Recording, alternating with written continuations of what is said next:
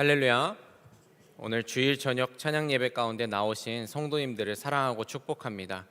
오늘 이 자리 가운데 나오신 것이 복된 일인 줄로 믿습니다. 이 시간 하나님의 은혜를 풍성히 받으시길 소망합니다. 1924년 6월에 잡지 개벽에 발표된 현진건의 단편소설 운수 좋은 날이라고 하는 작품이 있습니다. 교과서에도 실릴 만큼 굉장히 유명한 작품인데요. 오늘 여러분들과 잠깐 나누고자 합니다. 주인공이자 인력거꾼인 김첨지 그리고 그의 아내는 이제 병에 걸린 지 한 달이 지나 있었습니다. 김첨지의 아내는 병에 걸렸음에도 불구하고 한 번도 약을 먹어보지 못했습니다. 왜냐하면 김첨지가 인력거꾼이었기 때문에 이 약을 사줄 만큼 돈을 벌지 못했기 때문이에요. 어느 비 오는 날 며칠 뒤에 이 인력거꾼인 김첨지는 그날따라 유독 가지 말라고 하는 아내의 이 만류에도 불구하고 그걸 뿌리치고 돈을 벌고자 밖으로 나오게 됩니다. 비가 주룩주룩 오는 날이어서 김첨지는 오늘 손님 없겠다라고 했는데 웬일인지 그날따라 손님이 참 많았습니다. 그래서 돈을 평소보다는 좀 많이 벌게 되었어요. 하지만 집에 이제 돈을 많이 벌어서 들어가던 중에 알 수 없는 불안감이 계속해서 마음 가운데 있었습니다. 그러다가 가던 중에 친구인 치삼이를 만나게 됐고 치삼이랑 같이 불안감을 좀 내려놓고자 술을 마시게 됩니다. 술을 한 잔 두 잔 마시면서 거나하게 취해서는 이제 집으로 돌아가는데 아내가 생각이 난 거예요. 그래서 집으로 돌아가는 길에 아내 좋아하는 설렁탕이나 사가자. 그래서 취한 상태로 설렁탕을 한 그릇 사서 집으로 돌아오게 됩니다. 그런데 안타깝게도 설렁탕을 먹고 싶어 했던 아내는 세상을 떠나 있었다라고 하는 아주 짧은 이야기이죠. 이 작품을 통해서 현진건은 1920년대에 일제강점기 하층민들의 삶을 그려내고 있습니다. 저는 이 작품을 읽으면서 진짜 행운이라고 하는 건 대체 무엇인가? 진짜 운수 좋은 날이라고 하는 건 대체 무엇인가에 대해서 다시 한번 좀 생각해 보게 되었습니다. 사람들은 자기 삶에 행운이 찾아오기를 기대하고 소망합니다. 그래서 좋은 꿈을 꾸면 또 좋은 기회를 얻으면 하다못해 지나가다가 돈이라도 주우면 오늘 진짜 행운이 있는 날이다 라고 하며 참 좋아하지요.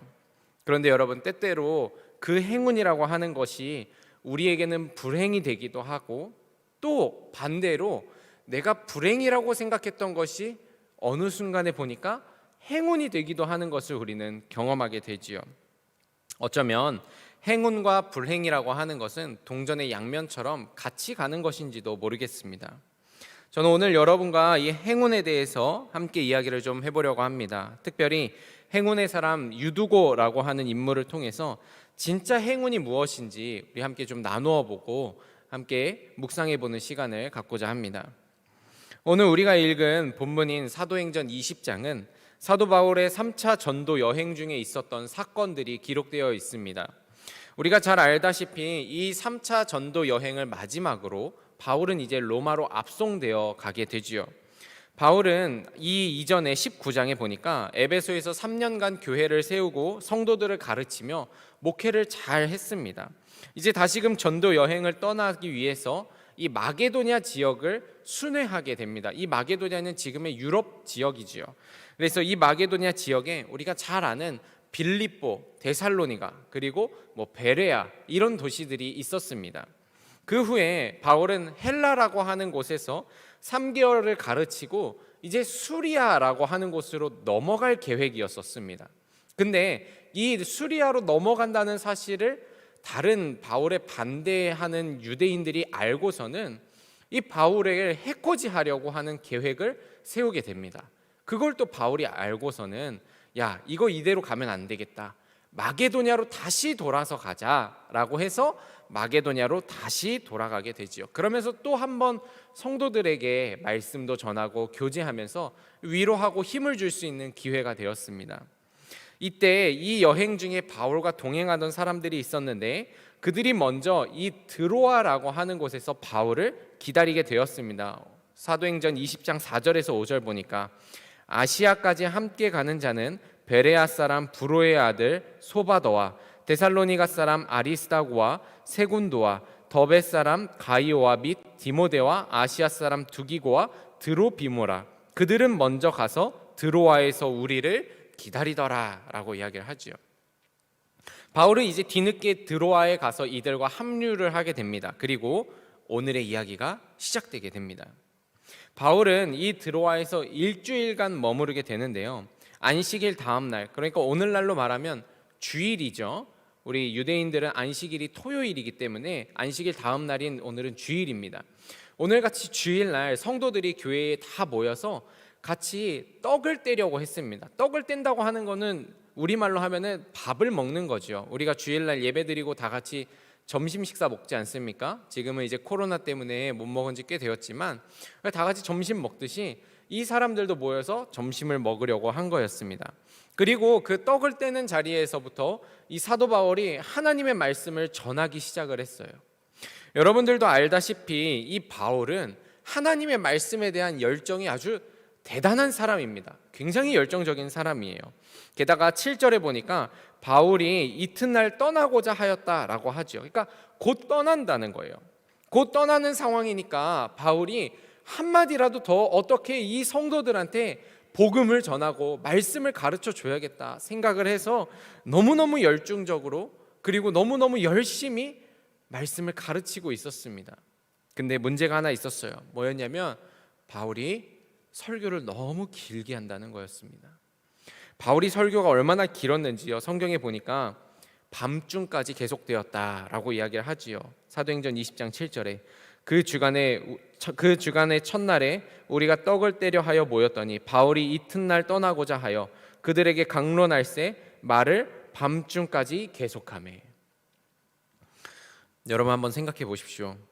주일 아침에 예배를 시작했습니다. 찬양도 부르고 교동문도 읽고 기도도 하고 시작을 했어요. 이제 목사님이 올라와서 설교를 하십니다. 여러분 사랑하고 축복합니다 하면서 설교를 막 하시는데 설교가 너무 긴 거예요. 그날따라 성령님이 부으셨는지 목사님의 설교가 너무 길었습니다. 1시간이 지나고 2시간이 지나고 배가 고파질 때까지 설교를 막 하고 있었습니다. 야, 이거 나가지도 못하고 큰일이다. 너무 힘든데 화장실도 가고 싶은데 이런 생각을 하다가 점심시간이 되니까 목사님이 그러시는 거예요. 여기까지 하고 이 뒤는 점심 먹고 또 말씀 나눕시다. 이야, 여러분 이러면 어떡하시겠습니까? 아마 이 중에 몇 분은 점심 먹는다 그러면서 집으로 가실 수도 있겠다라는 생각이 들어요. 또 몇 분은 말씀을 너무 좋아하시기 때문에 야, 점심 먹고 내가 또 말씀 들을 수 있구나, 할렐루야 이러면서 점심 일찍 먹고 올라와서 성경을 읽고 계실지도 모르겠습니다. 지금 상황이 딱 그런 상황이에요. 유명한 바울 목사님이 와서 사경부흥회를 하는데 아니 설교가 끝나질 않는 겁니다. 계속 설교가 되는 거예요. 아침 먹고 설교하고 점심 먹고 설교하고 그러더니 심지어 저녁 먹고 또 설교하는 겁니다. 그런데 여러분 이 드로아 사람들이 얼마나 열정이 있었는지요. 이들이 그렇게 길게 설교하는 바울 목사님의 말씀을 한마디라도 더 듣고 싶어서 은혜를 사모하는 마음으로 나아오게 됩니다. 20장 8절에 보니까 우리가 모인 윗다락에 등불을 많이 켰다라고 합니다. 여러분 성도들이요 이 예배를 위해서 등불을 켜는데 등불을 많이 켰어요. 그건 무엇이냐면 여기를 환하게 밝히고 있다는 거죠. 우리 졸지 맙시다. 우리 다 같이 뜨겁게 예배합시다. 이런 열정이 이곳에 있었다는 겁니다. 그리고 수많은 사람들이 여기에 들어와서는 1층, 2층, 3층까지 다 가득 차서 말씀을 듣게 되었습니다. 여러분 오늘 여러분들과 참 중요한 이야기 한 가지 하려고 하는데요. 오늘 이 드로아라고 하는 곳에서 하나님의 역사가 일어나는데 대체 왜 여기서 역사가 일어날까? 말씀을 묵상하는데 그런 마음을 주시더라고요. 이들이 말씀을 사모했다. 성도 여러분, 오늘 드로아 성도들은요 말씀을 사모하는 사람들이었습니다. 그들이 말씀을 사모할 때 하나님이 은혜를 부어주시고 역사를 나타내 주시는 거예요. 시편 107편 9편에 그가 사모하는 영혼에게 만족을 주시며 줄인 영혼에게 좋은 것으로 채워주심이로다. 여러분 우리가 사모할 때 주님이 은혜를 부어주시는 줄로 믿습니다. 한국교회의 최대 부흥 시기는요 1970년대라고 합니다. 대체 왜 1970년대에 그렇게 교회가 부흥하고 성장할 수 있었을까? 왜 그때 믿음의 사람들이 일어났을까? 그것은 1970년대를 살았던 그리스도인들이 참 말씀에 대한 사모함이 대단했기 때문에 그래요. 1973년 5월 30일부터 6월 3일까지 5일 동안 여의도에서 미국의 저명한 빌리 그레이엄 목사님을 모셔다 놓고 말씀을 전하는 대부흥 집회가 이루어졌습니다. 그 당시에 이 예배를 드리려고 여러분 아시겠지만 1970년대에 교통편이 좋지 않았음에도 불구하고 전국에서 예배를 드리겠다고 모였습니다. 이 5일 동안 모인 사람의 수만 51만 6천 명, 결신자는 3만 명이 넘게 결신을 하는 뜨거운 집회였었습니다. 아마 여러분들 중에도 혹시 이 집회에 가셨던 추억이 있는 분이 계신지 모르겠습니다. 여러분, 그렇게 말씀을 사모하고 은혜를 사모했을 때 하나님이 부어주시고 채워주신 줄로 믿습니다. 여러분, 말씀을 사모하는 성도가 되시기를 소망합니다. 예배를 사모하고 예수 그리스도가 선포되는 자리, 은혜의 자리를 사모하는 성도가 되기를 소망합니다. 그게 바로 그리스도인에게 가장 큰 복인 줄로 믿습니다. 자, 그런데 그렇게 설교를 듣는 사람 중에 한 사람이 있었는데요, 그 사람의 이름은 유두고였습니다. 성경에 보니까 이 유두고가 3층에 있는 창가에 앉았다라고 합니다. 그러니까 이미 사람들이 꽉 차서 앉을 데가 별로 없었던 거죠. 창가에 앉아서 유두고가 말씀을 듣는데 밤 늦게까지 설교를 하니까 어떻습니까? 사실 좀 피곤하잖아요. 좀 힘든 겁니다. 그래서 이 유두고가 피곤해서 졸게 됩니다. 3층 창가에서 졸다가 어떻게 되냐면 떨어지게 됩니다. 오늘 본문 말씀 20장 9절에 유두고라 하는 청년이 창에 걸터 앉아 있다가 깊이 졸더니 바울이 강론하기를 더 오래 하매 졸음을 이기지 못하여 3층에서 떨어지거늘 일으켜 보니 죽었는지라. 성경은 유두고가 3층에서 떨어졌다고 합니다. 그냥 떨어진 게 아니라 떨어져서 죽었습니다. 생각해 보십시오, 여러분. 예배 장소는요 아수라장이 되었을 거예요. 여기 위에서 누구 한 명이 갑자기 떨어졌다고 생각을 해봅시다. 아수라장이 됐겠죠. 유두고를 아는 사람들은 안타까워했을 겁니다. 그는 여러분 청년이었습니다. 성경이 청년이라고 말합니다. 뭐냐면은 미래가 아직 창창하다라는 말이에요. 유두고는 미래가 있는 청년이었고 이 드로아 교회의 미래였던 사람이었습니다. 그런 그가 말씀을 사모해서 나왔는데 피곤해서 졸다가 떨어져 죽은 겁니다. 여러분, 세상에 이처럼 안타까운 일이 어디 있습니까? 유두고가요 졸다가 죽었어요. 믿음을 사모하고 믿음을 지키다가 순교한 게 아니라, 무슨 교회를 위해서 사역을 하다 죽은 게 아니라 설교 시간에 졸다가 걸리기만 해도 부끄러운데 졸다가 떨어져 죽은 겁니다. 여러분, 안타깝기도 하면서도 이 얼마나 불쌍하고 참 좀 그렇지 않습니까? 이 유두고 얼마나 불행한 사람입니까? 얼마나 어이없는 죽음입니까? 사람들은 이 유두고의 시신을 불쌍하게 그리고 안타까운 눈으로 쳐다봤을 겁니다. 세상에서 가장 불쌍한 사람이 된 사람이 바로 유두고, 세상에서 가장 불행한 사람 유두고. 그런데 그 다음 절 20장 10절에 이렇게 말합니다. 바울이 내려가서 그 위에 엎드려 그 몸을 안고 말하되 떠들지 말라, 생명이 그에게 있다. 바울이 그 위에 엎드렸고 그 몸을 알았습니다. 그리고 죽었던 유두고가 다시 살아나게 된 거예요. 여러분, 생각해 보십시오. 유두고는요 몇 분 전만 해도 세상에서 제일 불행한 사람이었습니다.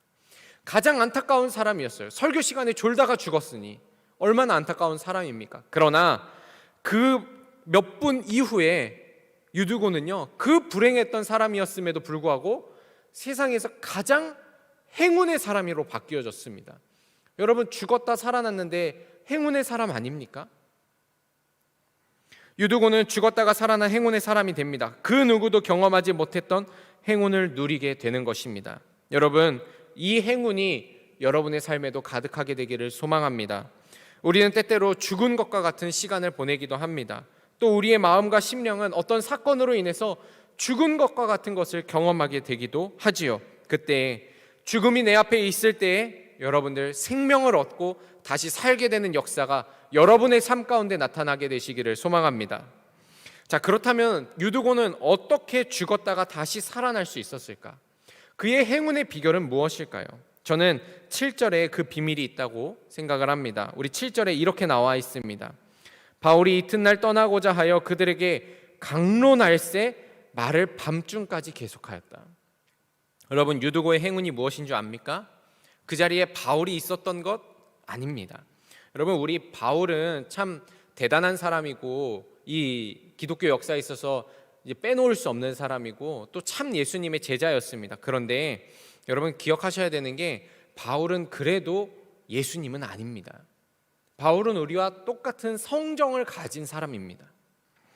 따라서 유두고의 행운은 그 자리에 바울이 있었다라는 게 행운이 아니었고, 유두고의 행운은요, 그의 죽은 자리가 하나님의 말씀이 선포되는 자리였다라는 게 행운이었던 겁니다. 바울이 말씀을 강론하는 자리였다. 강론했다는 것은 예수 그리스도를 말씀을 통해서 선포하고 있었다라는 말입니다. 그게 바로 유두고의 행운이었습니다. 여러분, 그리스도인의 최고의 행운은 무엇인가? 말씀과 복음이 선포되는 자리, 예수님이 선포되는 자리에 있는 것이 바로 최고의 행운인 것입니다.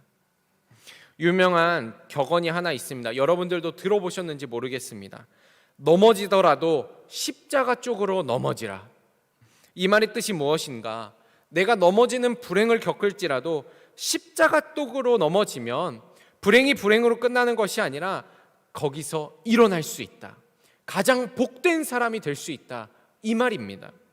여러분, 유두고는요, 졸다가 떨어져 죽었습니다. 어이없는 죽음입니다.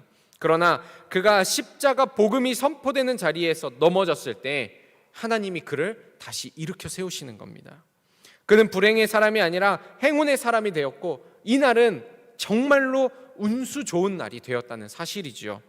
우리는 매일 아침 우리 삶의 행운이 깃들기를, 하나님이 내 삶을 인도하시고 함께하여 주시기를 소망합니다. 그렇다면 하나님이 함께하는 삶이란 어떤 삶인가? 바로 하나님의 이름이 선포되어지고 예수 그리스도의 이름이 선포되어지는 그 자리에 머무는 삶이 바로 하나님이 함께하는 삶입니다. 마태복음 18장 20절에 두세 사람이 내 이름으로 모인 곳에 나도 그들 중에 있느니라. 예수님이 말씀하셨어요. 두세 사람이 내 이름으로 모이면 생명이 되는 예수님이 그 자리에 함께 하겠다라고 말씀하셨습니다. 여러분, 유두고의 행운이 바로 그것입니다. 그가 죽었다가 살아나는 행운을 경험할 수 있었던 이유, 그것은 바로 그가 말씀의 자리, 예수 그리스도의 복음의 자리에 있었기 때문인 것입니다. 사랑하는 성도 여러분, 여러분 삶에 이 행운이 있기를 소망합니다. 넘어지더라도, 아니 죽더라도 여러분 십자가 복음이 선포되는 자리에서 죽으십시오. 십자가 복음이 선포되는 자리 쪽으로 넘어지십시오. 예수님이 이름이 선포되는 자리에서 죽으시고 넘어질 때 그것은 불행이 아니라 바뀌어져서 행운이 되는 역사가 될 줄로 믿습니다. 오늘 죽음을 맞이한 청년의 이름이 유두고이죠. 그 이름의 뜻은 복되다, 행운이라는 뜻입니다. 그는 그 이름처럼 진짜 행운의 사람이 되었습니다. 그가 죽었으나 복음과 말씀 안에서 다시 살아남으로 그의 삶은 진짜 행운을 맞이하는 인생이 되었던 것입니다. 마지막 12절입니다. 사람들이 살아난 청년을 데리고 가서 적지 않게 위로를 받았더라. 성경이 뭐라고 하는가? 성도들이 위로를 받았다고 하고 있어요. 성도들이 놀랬다, 부러워했다, 이게 아니라 위로를 받았다는 겁니다. 성도들은요, 이 사건을 통해 깨달은 것 같습니다. 아, 내가 하나님 말씀 안에 머무르면 하나님이 나를 다시 살리시고 내가 십자가 가운데 머무르면 하나님이 나를 붙잡아 주시는구나. 시편 23편 4절 말씀에 내가 사망의 음침한 골짜기로 다닐지라도 해를 두려워하지 않을 것은 주께서 나와 함께 하심이라. 주의 막대기와 지팡이가 나를 안위하시나이다. 나의 목자이신 예수님과 함께 우리가 사망의 음침한 골짜기를 기쁨으로 다닐 수 있다라고 하는 것이 성도들의 위로가 된 것입니다. 사랑하는 성도 여러분, 오늘 이 시간 우리 모두가 깨닫게 되기를 소망합니다. 여러분의 진짜 행운이신 예수 그리스도를 붙잡으십시오. 그 안에 온전히 머무르시고 말씀 가운데 거하시고 무엇보다 여러분 매일의 삶 가운데 십자가의 은혜 가운데 머무르시기를 소망합니다. 그것이 우리가 누리는 진짜 행운입니다. 그것이 우리가 누리는 진짜 복인 줄로 믿습니다.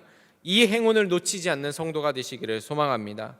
십자가 가운데 머무르시면서 참된 행운이신 예수님이 여러분의 삶 가운데 가득한 한 주가 되기를 소망합니다. 우리 이렇게 서로 인사하면 좋겠습니다. 영상을 보시는 분들도 우리 함께 하시는 분들에게 인사하시고, 혹시 또 함께 하시는 분이 없이 혼자 계시다면 TV를 보면서 같이 인사하면 좋겠습니다. 이렇게 인사합시다. 서로 이번 주도 행운이 가득한 한 주 되시기를 바랍니다. 인사하겠습니다.